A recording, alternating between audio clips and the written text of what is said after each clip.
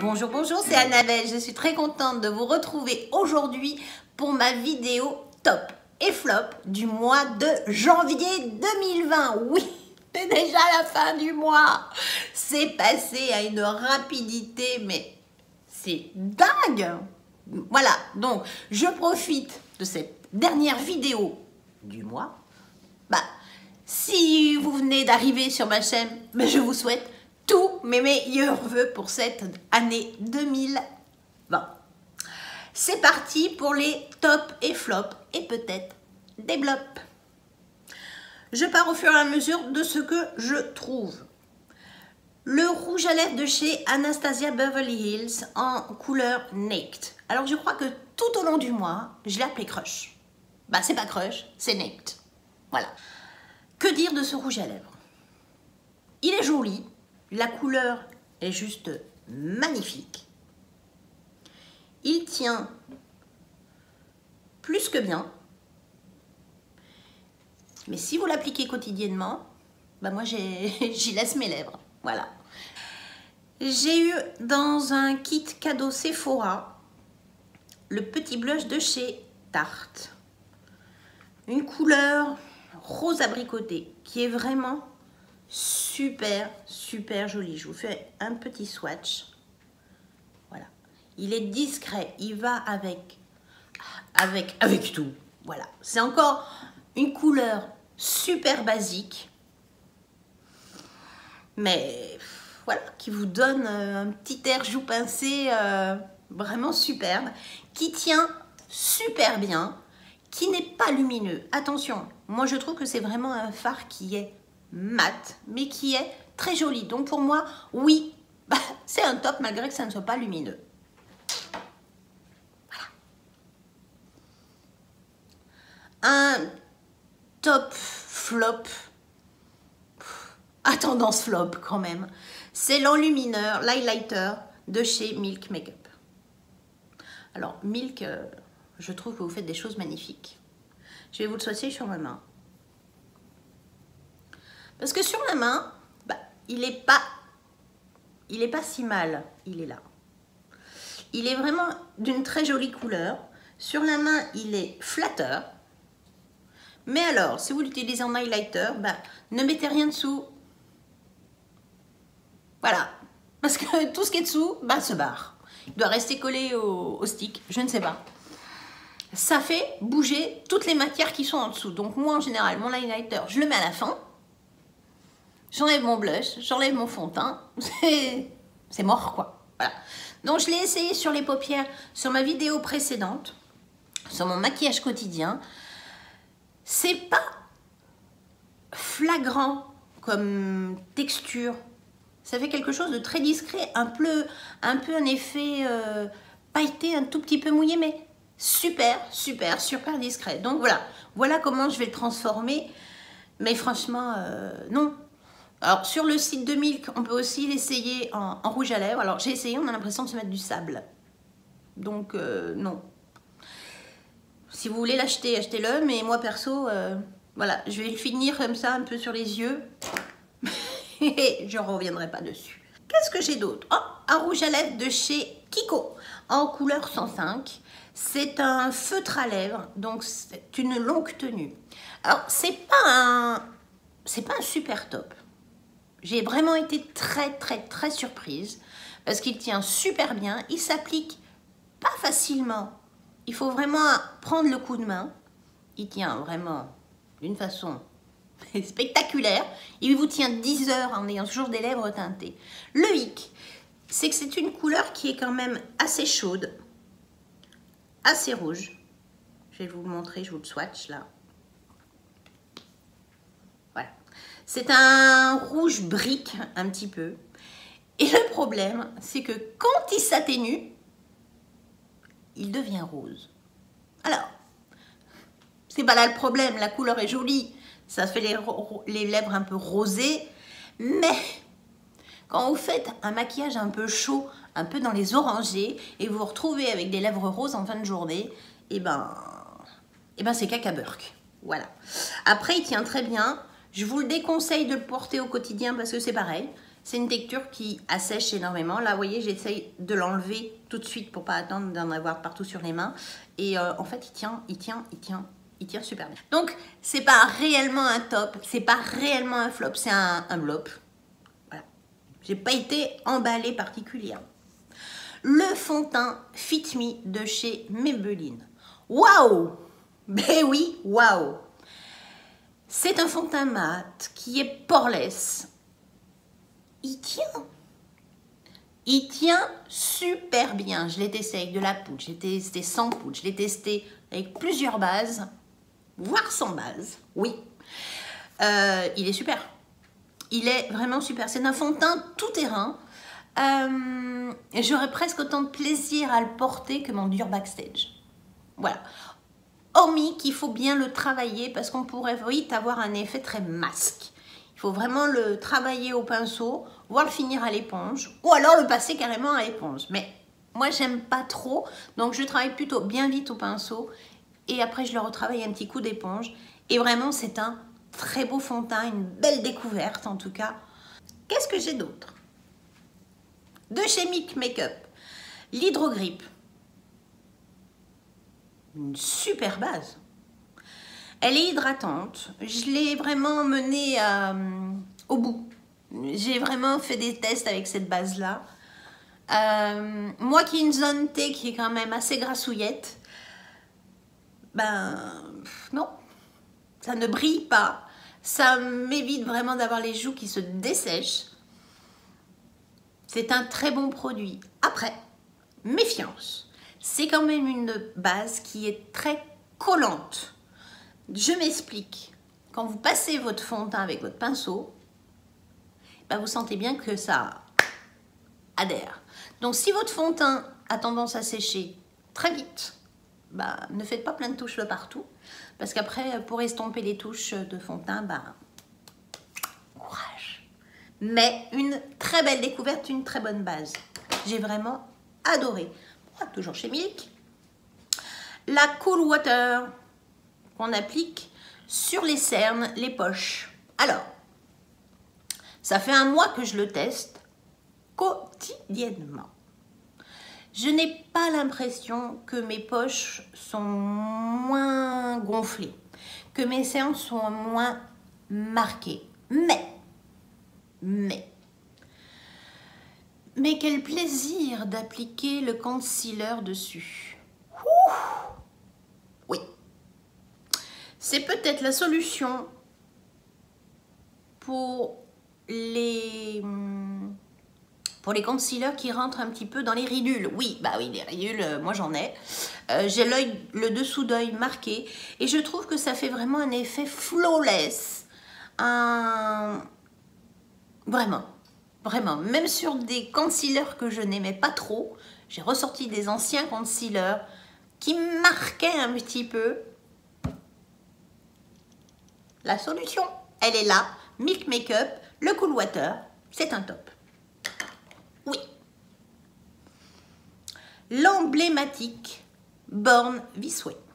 Alors oui, je suis d'accord, c'est un truc emblématique. Ça marche, ça vous fait un joli dessous d'œil. Pour moi, je trouve que c'est un super bon correcteur. En anti-cerne, je trouve que c'est trop couvrant. Voilà. Mais ça vous fait quand même un très bel anti-cerne. Je trouve que vraiment, il faut le travailler pour que ça se fonde vraiment. Mais moi, j'aime bien l'utiliser en correcteur. Surtout que j'ai encore mon petit bout de nez qui est quand même assez marqué suite au début du mois où j'avais pris un gros rhume et une belle allergie dessus. Mais voilà, les petits boutons, vous l'appliquez, vous laissez 5 secondes sécher, vous estompez. Plus jamais votre bouton il se retrouvera à la surface. Il est vraiment super bien. C'est une belle découverte. Pour moi, bah oui, malgré tout ça, bah c'est un top. Mais oui. De chez Anastasia Beverly Hills, le gel à sourcils transparent. Alors, sur le coup, je trouvais que c'était un petit peu un article un peu superflu. Vous faites déjà vos sourcils, ça tient, on est d'accord. Mais ça tient encore plus et vos sourcils ne bougeront pas. Vraiment, bah, ça améliore le quotidien. Le hic, c'est que je trouve qu'au passage, ça fait un effet humide dans les sourcils. Quand vous venez de vous maquiller, c'est pas agréable, mais c'est un top. Un top que je ne rachèterai pas parce que c'est quand même pas donné. Et bah, une fois que j'aurai fini mon... Mais je pense que c'est vraiment un très bon produit. Si vous avez des sous à passer dans ce style d'article, allez-y. Ça vous change le quotidien, malgré tout. Une palette. La palette de chez Lorac Pro, la numéro 2. Alors, je l'ai fait tomber. Elle n'est pas cassée, mais les fards se sont un petit peu déboîtés, donc elle est assez fragile. C'est une très belle palette. Alors moi, sur le coup, je m'étais dit, ouais, c'est encore une palette de nude. Ouais, ben... on arrive à faire des choses quand même qui sont particulièrement chargées. Ce noir-là est juste magnifique. Il tient super bien. Il se travaille super facilement. C'est une palette qui ne vous fait pas de chute. Les matières se font très très bien entre elles. C'est une très belle palette qui est assez hétéroclite parce qu'il y a des mats, il y a des irisés, qui est agréable à travailler. Ça ne serait pas forcément ma palette favorite, mais c'est une très bonne palette d'une très très bonne qualité. Je vous fais quelques swatchs. Bah, le fameux noir, je vais vous faire un swatch. Je vais vous faire le swatch du mocha. Je vais vous faire un swatch du bleu. Et puis lequel? Ben, le parme, tiens. Voilà des exemples de couleurs. Elles sont très belles. C'est une très jolie palette, vraiment. Je vous la recommande. Un flop. Milk Makeup. Alors, à l'écran, j'ai l'impression que ça ressort très très mal. Mais c'était un rose un peu chaud. Sur le coup, je me suis dit, super. C'est un blush. Ouais. Ben, mettez-vous que ça sur une peau nue. Pourquoi pas? Voilà, ça fait un effet un peu glossy, la joue un peu pincée. C'est joli, sans maquillage. Ça tient pas, mais c'est joli. On peut également l'utiliser en rouge à lèvres. Alors, le problème, c'est que sur les lèvres, moi, il ressort rose avec des effets bleus. J'ai horreur de ça. Moi, j'aime plutôt les couleurs un peu plus chaudes. Là c'est tout bonnement pas possible. En blush, inutilisable, tout se barre dessous. Voilà. Donc, non, ça, c'est un beau flop. Voilà. La base de chez Anastasia Beverly Hills pour les yeux. Alors, je serais tentée de vous dire que c'est une très bonne base. Ah, les fards à grippe dessus. Un conseil, si vous l'achetez, pensez à vous mettre un petit coup de fard neutre une fois l'application de votre primer. Parce qu'autrement, enfin, votre pinceau, il reste collé. Par contre, je vous fais un swatch. Si j'arrive à en sortir, parce que je l'ai vraiment utilisé, pas tous les jours, mais à 95% de tous les jours, je l'ai utilisé. Voilà ce que ça donne quand on la sort. Vous voyez qu'elle est très blanche. Je l'étale. Et bien, elle est toujours blanche. Donc, grosso modo, vous vous retrouvez façon clown. Elle est trop blanche. Elle est trop blanche. Alors, en plus, moi, je suis pas quand même super foncée. Si vous avez une peau super mate, voire noire, ben, passez votre chemin. C'est un flop. Je ne la rachèterai pas. Ça, c'est évident pour moi. La crème teintée lumineuse de chez Laura Mercier. Quelle belle découverte. Par exemple, pour un fond de teint, pour une base de teint tout terrain, au quotidien, elle est lumineuse, elle vous donne bonne mine, elle est sublime. Elle s'étale super bien. Je vais vous faire un swatch. Je vous mettrai toutes les couleurs en barre d'infos. Voilà, donc là déjà, on voit qu'elle est lumineuse.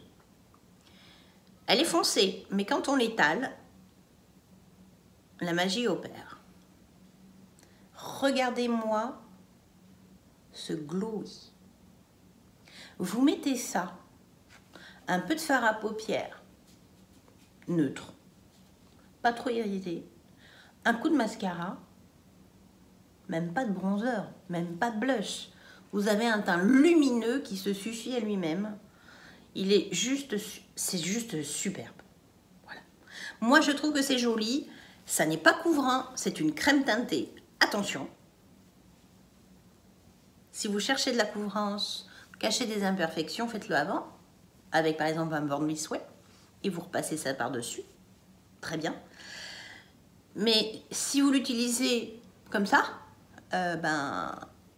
aucune couvrance, c'est juste un voile lumineux teinté qui fait ressortir votre teint. Voilà. Super, c'est un top. Oui, c'est un top. J'ai eu en échantillon le crayon à sourcils de chez Anastasia Beverly Hills en teinte brun moyen. Alors, au début, je me suis dit, non, c'est bien, la couleur te convient, voilà. Au fur et à mesure des passages, et plus je m'avance de la fin, plus c'est foncé. Donc là, je serais tentée de vous dire que la couleur ne me va plus trop. Beaucoup de gens qui me connaissent, qui me croisent au quotidien, m'ont dit, c'est dommage, là, tes sourcils, ils font vraiment très foncé. Et c'était avec celui-là. Voilà, donc, brun moyen, pour moi, c'est un peu foncé. La texture est beaucoup plus... Alors là, il m'en reste, c'est vraiment microscopique. Je vais vous faire un swatch. C'est quelque chose de... Voilà. Le swatch, le voilà. C'est quelque chose de assez sec. C'est pas gras. Il faut le travailler. Mais ça bouge pas. Il est très agréable malgré tout. C'est un coup de main à prendre. Par goût, je préfère le NYX pour l'instant. Mais c'est un bon produit. Vous dire qu'un crayon à sourcils, on est obligé de dépenser beaucoup de sous, c'est ni un top, ni un flop. C'est un blop. C'est un blop. Bien. Une autre palette. La palette de chez NARS, la Skin Deep. Que de potentiel, cette petite palette. 4 fards neutres de grande taille. Les autres, c'est des lumineux, c'est des irisés, c'est du marron très foncé. Je vais vous faire quelques swatchs. Je vais vous faire ce marron-là. Je vais vous faire celui-là. Je vais faire... je vais vous faire celui-là. Oh là là là là. Et je vais mettre mon pouce dans lequel? Celui-là. Le dernier, ça sera celui-là. Il y a de la pigmentation. Il y a du reflet. C'est facile à travailler. C'est soyeux. Il n'y a pas de chute. C'est des couleurs, oui, basiques. Oui, c'est des tons chauds, c'est des marronnés, c'est des irisés, des orangés cuivrés. Oui, ça va avec tout. Ça vous réchauffe le teint. Voilà. Que vous ayez les yeux bleus, verts ou marron, ça le fait plus que bien. Voilà. C'est génial. Super palette. Super palette NARS. Je deviens accro à la marque, j'ai l'impression. J'ai utilisé le fond de teint de chez Marc Jacob, le fond de teint Shameless. Waouh! C'est un super fond de teint. Ne cherchez pas à avoir une couvrance totale. C'est quelque chose qui est assez liquide. Il faut toujours bien le secouer, mais bon, comme la plupart de tous les fonds de teint. Voilà, c'est quelque chose de assez liquide. Si bien que j'ai failli m'en asperger plus d'une fois après l'avoir bien secoué. Voilà. C'est pas crémeux, ça s'étale. C'est une caresse. Voilà. C'est un fond de teint qui n'est pas mat. C'est un fond de teint qui révèle l'éclat de votre peau. Ça n'a pas une couvrance extrême. Non, cherchez pas une couvrance totale. C'est votre peau en mieux, un peu floutée. Voilà quoi. C'est un top. Toujours chez Marc Jacob. Oh, cet étui, il y a de la quantité. Alors oui, effectivement, c'est pas un petit prix. Nous sommes bien d'accord. Mais le bronzer est de taille conséquente. Vous en avez jusqu'à la fin de vos jours. Moi, je le trouve très très beau. Surtout à appliquer sur des fonds de teint qui sont lumineux. Je trouve que ça, sur un fond de teint mat, et ben moi je prends 10 ans. Voilà. Mat sur mat, tu le mat. Non, c'est trop mat. Quelque chose, un fond de teint qui est un peu lumineux, vous mettez ça dessus, c'est juste splendide. La couleur se travaille avec facilité. Vous pouvez en abuser. Il est trop beau. Allez-y, c'est un top. Je garde ma meilleure surprise du mois pour la fin. Vous l'aurez deviné, il manque un article. Ben, c'est le mascara de chez Milk Makeup. Alors, je peux dire que là, j'ai bavé sur les autres articles. Hein. Ils n'ont pas fait que des tops. Mais alors ça,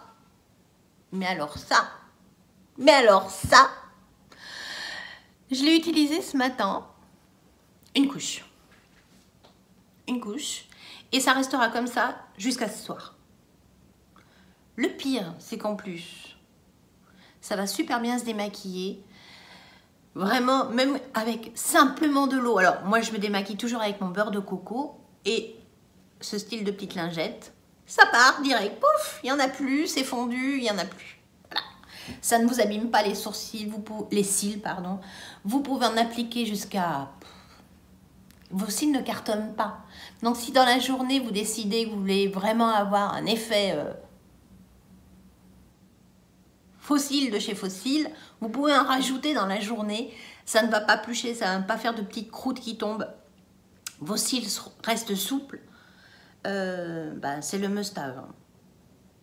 Voilà. Voilà.